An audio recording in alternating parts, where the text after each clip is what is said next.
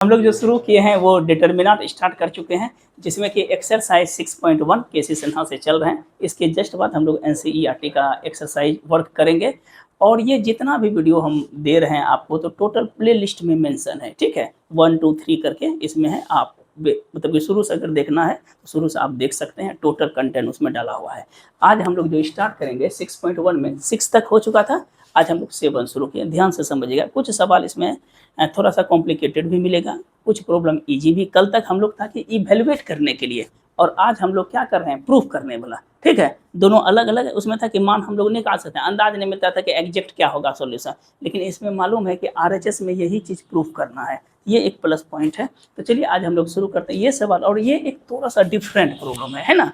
तो दोनों को हम लोग स्टार्ट करेंगे। तो देखिए क्या लिखा है, x x square y z. अभी तक जो हम लोग 9 प्रॉपर्टीज पढ़े हैं, कितना प्रॉपर्टीज पढ़े थे, 9 प्रॉपर्टीज पढ़े थे। तो हम लोग कुछ प्रॉपर्टी 11 पढ़े थे। तो कुछ प्रॉपर्टीज का जो है हम लोग यूज़ किए थे नहीं, जैसे कि कल हम लोग किए थे कि वैल्यू आइडेंटिकल हो तो 0 हो जाए, एक नंबर। दूसरा बोले थे कि ऑल रो में अगर 0 हो जाता है, ठीक है, तो वो। तीसरा में करे थे कि मैक्सिमम कॉमन और मिनिमम सॉल्यूशन है। 3 से 4 प्रॉपर्टीज यूज़ किए थे। और एक प्रॉपर्टीज था कि डिटर्मिनेंट का वैल्यू सेम रहेगा यदि साइन मेरा क्या है, अगर हम लोग इंटरचेंज करते हैं किसी रो और कॉलम को, तो उस बेस पर भी हम लोग प्रॉपर्टीज पढ़ेंगे। तो जितना 11 प्रॉपर्टीज है ना, लगभग सबका हम इसमें यूज़ कर लेंगे, मतलब जैसे जैसे प्रॉब्लम आते जाएगा। देखिए क्या लिखा है, x x square y z है, वाई वाई स्क्वायर क्या है, जेड एक्स है, और z z square x y है। ऐसा प्रॉब्लम है, प्रूफ क्या करना है, वाई जेड। इस बार तो मेरा टारगेट फिक्स है कि वो चीज़ प्रूव करना, उसी के अकॉर्डिंग उसी ट्रैक पे हम लोग चलेंगे। यहाँ देखिएगा, x x square y z है, राइट। अब बताइए, तो हम लोग जो डिटर्मिनेंट में पढ़े थे तो सबसे पहले क्या लाना पड़ता था, 1 1 1। अगर 1 1 1 नहीं है तो कुछ ऐसा एलिमेंट करेंगे जो कि कॉमन हो जाए, ठीक है। तो कॉमन होने के लिए मेरे पास कुछ शर्तें हैं। यहाँ पर क्या लिखा है, वाई जेड, यहाँ पर क्या लिखा है, जेड एक्स, यहाँ क्या लिखा है, एक्स। वाई जेड में क्या एब्सेंट है, एक्स एब्सेंट है, और जेड एक्स में क्या एब्सेंट है, वाई एब्सेंट, वेल डन। और एक्स वाई में क्या एब्सेंट है, जेड एब्सेंट। जो चीज़ एब्सेंट है, जो चीज़ एब्सेंट है, ठीक है, जो चीज़ एब्सेंट है उसको हम लोग क्या करेंगे, उसको फुलफिल करेंगे, ठीक है। बोलिए तो वाई जेड है, ठीक है, वाई जेड में हमको क्या एब्सेंट लग रहा है, एक्स एब्सेंट है। तो हम लोग क्या करते हैं, 1/x से इसको क्या करते हैं कि गुना कर देते हैं। जैसे गुना करेंगे 1/x से, तो मेरे पास रिजल्ट क्या होगा, 1/x है, यहाँ पे x है, तो इस जगह क्या हो जाएगा, एक्स स्क्वायर होगा। चूंकि एक्स स्क्वायर बटे एक्स इक्वल टू क्या हो जाएगा, एक्स हो जाएगा, ठीक है। यहाँ पर बोलिए कितना है, एक्स स्क्वायर, और चूंकि एक्स से मेरा डिवाइड में है, यहाँ पे हमको क्या लिखना पड़ेगा, दुनिया एक्स क्यू लिखना पड़ेगा, तब ना यार, एक्स स्क्वायर बटे एक्स। और तीसरा क्या है, वाई जेड है, एक्स से गुना करेंगे तो क्या रिजल्ट हो जाएगा, बोले तो एक्स वाई जेड। पहला खेला खत्म। दूसरे में हमको किससे मल्टीप्लाई करना पड़ेगा, ठीक तो है। दूसरे में किससे गुना करना पड़ेगा, वाई से। तो जैसे हम लोग वाई से किए, तो यहाँ पे वाई है, क्या हो जाएगा, वाई स्क्वायर, फिर बोलिए वाई क्यू हो जाएगा, और यहाँ पर अरेंज कर देते हैं एक्स वाई जेड। और तीसरे केस में किससे गुना करना पड़ेगा, जेड से। तो ये मेरे पास रिजल्ट हो जाएगा जेड स्क्वायर, जेड क्यू और एक्स वाई जेड। हम लोग जो ऑपरेशन लगाए वो लगाए, R1 को हम मल्टीप्लाई किए 1 बटे किससे, एक्स से, और R2 को मल्टीप्लाई किए 1 बटे वाई कर दिए, और एंड लास्ट में क्या किए कि R3 को जो है 1 बटे जेड से किए। एकदम से A to Z लिखिएगा, बगल में ऑपरेशन लिखिएगा। अब देखिए तो नीचे में क्या आ गया, एक्स वाई जेड नहीं आ गया, एक्स वाई जेड तीनों आ गया। तो जैसे एक्स वाई जेड आया, ठीक, तो लिखे 1 बटे एक्स से गुना किए, इसको 1 बटे एक्स से किए, तब ना एक्स स्क्वायर बटे एक्स के एक एक्स से भाग देंगे, क्या होगा, नहीं बचेगा एक्स, ठीक लिखे हैं। ओ सॉरी, एक सेकंड बाय मिस्टेक हो गया। C1 में C2, ओ अच्छा यहाँ पे सॉरी C3। देखिए क्या किया हम, 1 बटे एक्स से गुना किए, यहाँ पर एक्स है ना, तो एक्स स्क्वायर बटे एक्स, रिजल्ट क्या हुआ, एक्स क्यू बटे एक्स क्या होगा, एक्स स्क्वायर, और एक्स वाई जेड बटे एक्स कैंसिल तो वाई जेड हुआ। हमको C1 को, सॉरी कॉलम से बाय मिस्टेक हो गया कि कॉलम से हम लोग जो है गुना किए, ठीक है। C1 को गुना किए, C2 को 1 बटे वाई से, और C3 को 1 बटे जेड से। अब देखिए तो तीनों में कॉमन क्या है, एक्स वाई जेड है। तो हम लोग क्या किए, एक्स वाई जेड कॉमन लिए, और नीचे में तो ऑलरेडी पहले से था, क्या था, एक्स वाई जेड। बोले तो क्या हो जाएगा, x square y square z square, ये है x q y q z q, और 1 1 1। बोले तो किससे कॉमन हम लोग ले रहे हैं, R3 से हम क्या कॉमन लिए, एक्स वाई और जेड। यहाँ तक कोई दिक्कत नहीं। अब देखिए तो हमको क्या जीरो पुराना पड़ता है, 2 जीरो। तो हम बोले कि अगर 1 1 1 आ जाता है तो उससे हम 2 जीरो पुरा सकते हैं, या अदरवाइज स्टेप में चलता है क्या कि देखिए हम तो बोले थे कि ऊपर में इसको अगर 1 को हमको ऊपर में लाना है तो हम बोले थे कि प्रॉपर्टीज नंबर 2 या 3 पढ़े थे कि the value of determinant remains same but the sign be opposite if interchange any 2 row या कॉलम। कहता किसी 2 रो या कॉलम को अगर हम इंटरचेंज करते हैं तो उसका तो वैल्यू सेम रहता है लेकिन साइन क्या हो जाता है, चेंज हो जाता है, अपोजिट होता है। अब देखिए अगर एक बार में इसको यहाँ पे जंप नहीं करवाएंगे, स्टेप बाय स्टेप करवाएंगे, ये दोनों क्या हो गया, कैंसिल। अगर मान लीजिए कि इसको हम इधर लेते हैं तो हो जाएगा x square y square z square, है ना, बोलिए यहाँ पर क्या लिखेंगे 1 1 1, इधर क्या होगा एक्स क्यू वाई क्यू और जेड क्यू। देखिए हम लोग किसको इंटरचेंज किए, R2 को हम इम्प्लाइज बाय इम्प्लाइज क्या किए R3 में, और ये सिंबल मेरा क्या कहलाता है, पढ़ाए थे ना, इसको हम लोग बोलते थे इंटरचेंज, ठीक है, इंटरचेंज। अब देखिए तो हम तो बोले थे इम्प्लाइज बाय इंटरचेंज करना होता है, R1 को किस में डालते हैं R2 में। अभी तक हम लोग तैयार कर रहे थे लेकिन इसको डायरेक्ट अगर R1 को R2 में डाल दिए तो उसको इंटरचेंज, लेकिन आगे में साइन चूंकि इसके आगे प्लस है तो यहाँ पर क्या हो गया, माइनस हो गया, होगा ना साइन। अब फिर देखिए क्या है, इस 1 को ऊपर लेके जाते हैं तो माइनस, फिर साइन चेंज होगा 1 1 1।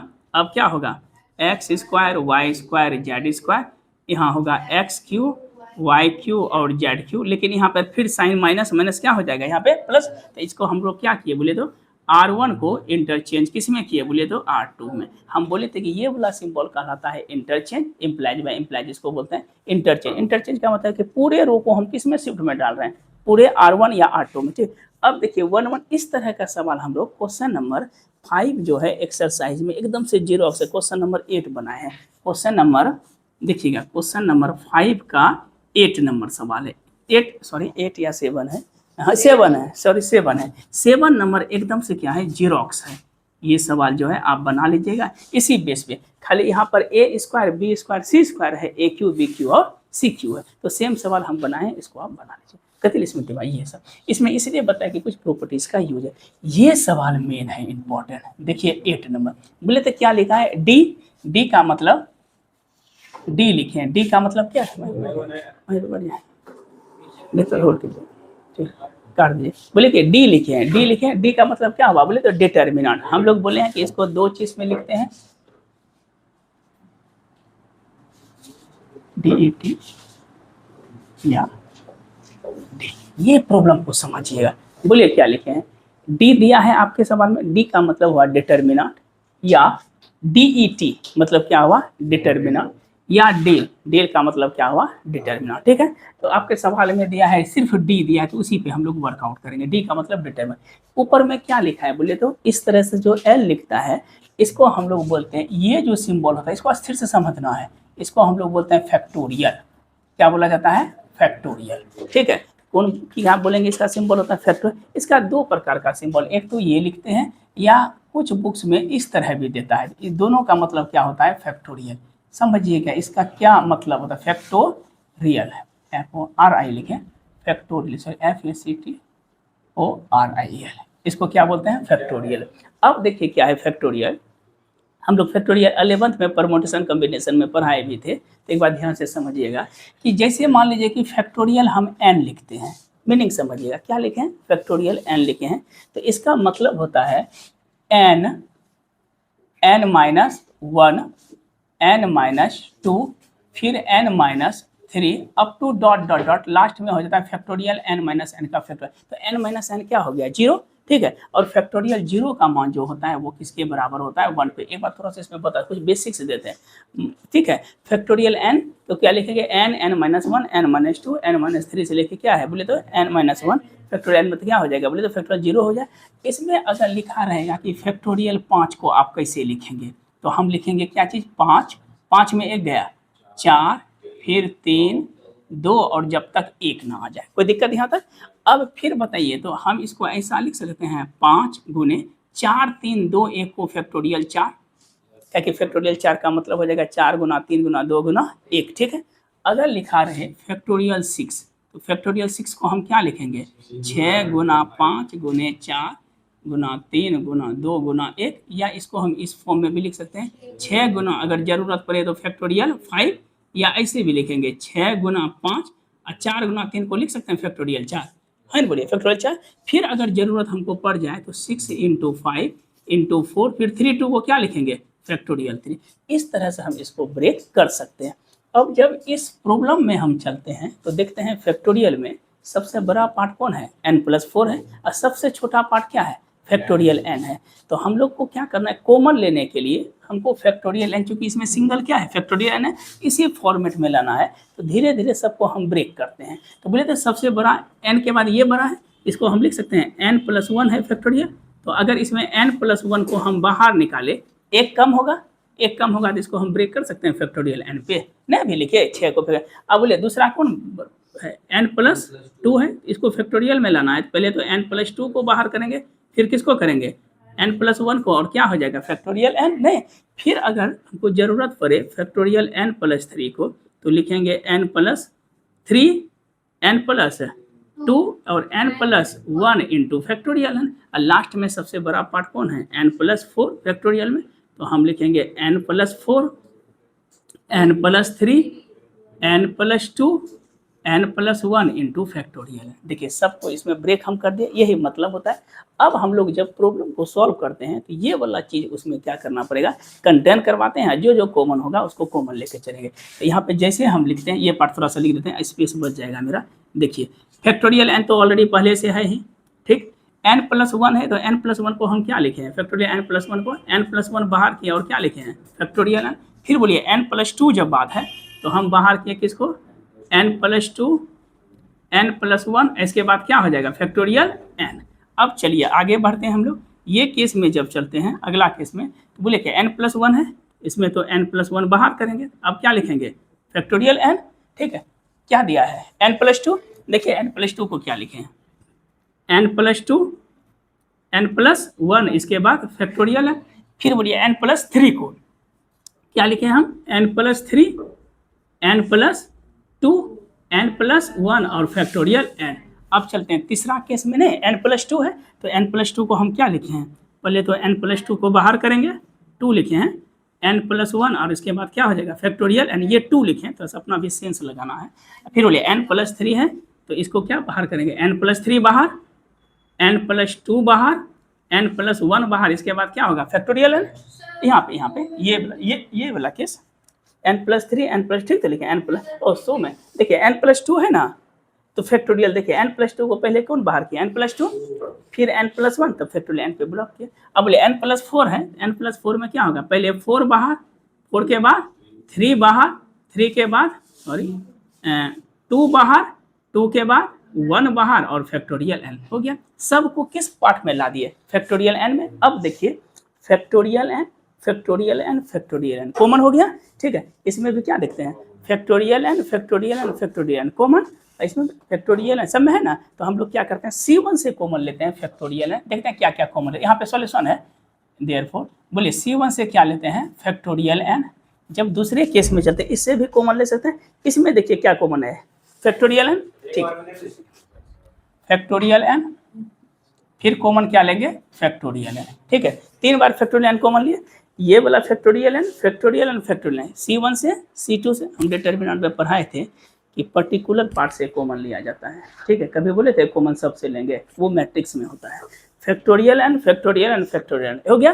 अब बताते हैं इसमें कुछ कॉमन है, कुछ तो नहीं है, नहीं इसमें कॉमन है ना, इसमें नहीं है इसमें। अब देखिए इसमें कॉमन है n+1 है, इधर भी मेरे पास क्या है n+1 है, और इसमें भी क्या है n+1, तीनों में n+1 है, नहीं है n+1 n+1 एक से दो, एक बार इसमें नहीं है, तीनों में रहेगा तब ना कॉमन लेंगे, ठीक है। तो n+1 n+1 n+1 फिर कॉमन आ गया, हम क्या करेंगे n+1 को कॉमन बाहर कर लिए, ठीक है। जब इस केस में चलते हैं तो देखते हैं कि n+1 n+2 n+1 n+2 n+1 n+2 ये भी कॉमन है। तो हम लोग क्या लेंगे अगला पार्ट से कि n+1 और n+2 कॉमन लिए। इससे क्या बेनिफिट हमको मिला कि जैसे मैक्सिमम कॉमन रहते इसके अंदर जो बहुत सारा एलिमेंट था वो धीरे धीरे रिड्यूस होकर कम हो गया। जैसे फैक्टोरियल n कॉमन लिए तो यहाँ क्या बचा 1 गुण, डिटरमिनेंट में यही तक बेनिफिट है। इसमें सब में कॉमन है, इसमें क्या बचेगा n+1 n+1, इधर क्या बचेगा n+2 और n प्लस 1, ठीक है। इसमें तो फैक्टोरियल कॉमन है, फैक्टोरियल, तो इसमें क्या बचेगा, सिर्फ 1 बचेगा। यहाँ क्या बचेगा, n प्लस 2, इधर क्या बचेगा n प्लस 3 और n प्लस 2। फिर यहाँ पर क्या बचेगा 1, ये दोनों कॉमन है, इसमें क्या बचा n प्लस 3, इधर क्या बचा n प्लस 4, n प्लस 4 और n प्लस 3। अब बताइए तो कॉमन हम लोग क्या लिए थे, C1, C2 एंड C3 से क्या कॉमन लिए, फैक्टोरियल n, वही हो गया, तीनों साथ हो गया।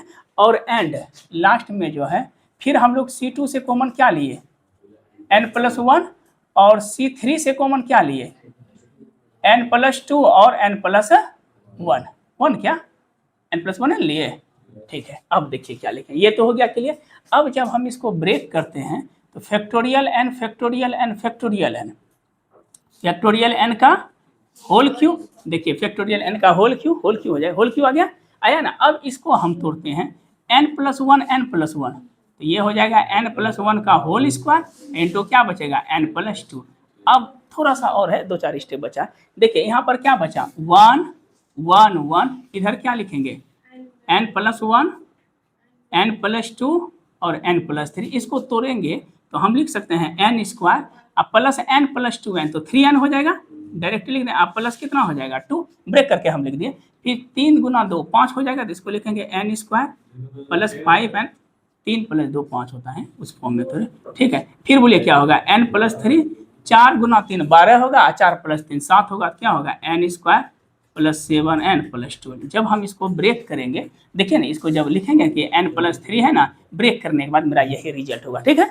सिंपल रिजल्ट क्या है, इसको गुना के n क्यू, ठीक है, क्वाड्रेटिक में तोड़ते हैं तो ये आया। अब हमको जब जैसे 1 1 1 1 आ गया, क्या जीरो पुराना पड़ता है, 2 0। देखिए इस चीज को अगर हम तोड़ते हैं ना, बगल में रख देते हैं, रफ कर देते हैं, ROUG, देखिए क्या है n प्लस 2 है ना, और कितना है n प्लस 1। जब इसको गुना करेंगे n इंटू n क्या होगा n स्क्वायर प्लस n अब प्लस 2n प्लस 2, तो रिजल्ट क्या होगा n स्क्वायर प्लस 3n अब प्लस 2। देखिए वही लिखे ना n square plus 3n plus 2। इसी तरह से सिमिलर इसको जब छोड़े, देखिए इसका नियम क्या है, 3 गुना 2 अगर इस तरह से रहेगा, एक का अंतर है तो कितना हुआ 6, और 3 प्लस 2 5, तो पहले 5 लिखते हैं, बाद में क्या लिखते हैं 6। देखिए एक का अंतर है ना 4 से 3 में, 4 गुना 3 12 और 4 प्लस 3 कितना हुआ 7, तो 7n प्लस फैक्टर का एक प्रॉपर्टीज होता है। अब बताइए ये करने के बाद हमको क्या जीरो बनाना पड़ता है, 2 0। चलिए इसको थोड़ा सा और ब्रेक कर लेते हैं, फैक्टोरियल n का कितना है क्यूब है, ठीक है। a प्लस बी का होल स्क्वायर लिखेंगे तो क्या होगा a square plus b square plus 2ab, यहाँ पर क्या हो जाएगा n प्लस 2। अब 2 0 पुराना है, तो 2 0 पुराने के लिए हमको क्या करना पड़ेगा 1 माइनस 1 और क्या हो गया 1, इसको बंद कर देते हैं, ये तो समझ में आइए हमको, ठीक है हटिए। देखिए अब इसको क्या लिखेंगे n plus 1 n minus 2 n plus 2 n minus 3, इधर क्या हो जाएगा लास्ट में n प्लस 3 होगा। अब इसको अगर ब्रेक करते हैं ये स्टेप को, ये हो जाएगा n square plus 3n plus 2 minus होगा n square minus 5n minus 6, ये होगा n square plus 5n plus 6 minus होगा n square minus 7n minus 12, ये हो जाएगा n square plus 7n plus 12। हम लोग क्या तैयार किए, तो C1 को तैयार किए C1 माइनस C2 और C2 को तैयार किए C2 माइनस C3। तो अब थोड़ा सा इसको क्या करते हैं और यहाँ पे लिख देते हैं, ये सिंबल है, यहाँ पे कर लीजिए डिटरमिनेंट का।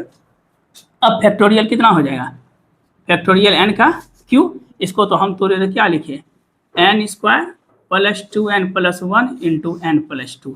अब देखिए तो ये दोनों तो कैंसिल हो गया, ये भी कैंसिल, तो हो जाएगा 0 0 1। इसको अगर कटाएंगे तो ये n कैंसिल, क्या हो जाएगा -1, ये भी कैंसिल -1 और n प्लस 3। इसमें देखिए ये दोनों कैंसिल, बोले 3n में 5n गया, कितना बचा 2n, अब -4 हो जाएगा। इसमें अगर कटाएंगे तो ये भी कैंसिल, 5n में 7n गया -2n, अब 12 प्लस 6 तो -6 होगा। यहाँ क्या बचा n square plus 7n plus, कोई बड़ा तर्क इसमें नहीं, खाली सिंपल घटा है। अब जब इसको हम गुना करते हैं, देखिएगा फैक्टोरियल n का क्या हो जाएगा क्यू, इसको भी मल्टीप्लाई करें n स्क्वायर इंटू n, क्या हो जाएगा n cube plus n square into 2n square plus 2n into n, 2n square अब प्लस 2 दूना 4n अब प्लस n प्लस 2 ना। इधर रिजल्ट मेरे पास किस पे फोकस करेंगे 1 पे, ये कैंसिल, तो इससे इसको गुना कर देंगे तो माइनस माइनस क्या हो जाएगा, 2n प्लस 6 हो जाएगा। फिर minus minus plus, plus minus minus क्या होगा, 2n माइनस 4। तो इसमें हम देखते हैं कि ये दोनों कैंसिल हो गया। अब देखिए कितना रिजल्ट हुआ, ये क्या हो जाएगा, फैक्टोरियल n का क्यूब, बोलिए यहाँ पर क्या बचा, एन क्यूब, एन क्यूब बचा, ये बचा कितना, n cube plus 2 plus 4, 4n square और 4 प्लस 1 5n प्लस 2, ये 2 लिखे हैं, ये 2 इंटू, बोले 6 में से 4 गया, क्या बचा 2। अब 2 से हम लोग गुना कर देते हैं, तो देयरफॉर लिख सकते हैं फैक्टोरियल n का क्यूब, बोलिए 2 से गुना कीजिए, 2n cube plus 8n square plus 10n plus 2 2 जा 4। यही चीज़ हमको क्या लाना था, आंसर लाना था। ये प्रॉब्लम जो है आप क्लियर करें। आज के लिए हम लोग इतना रहने देते हैं, कल प्रॉब्लम पर कीजिए। धन्यवाद।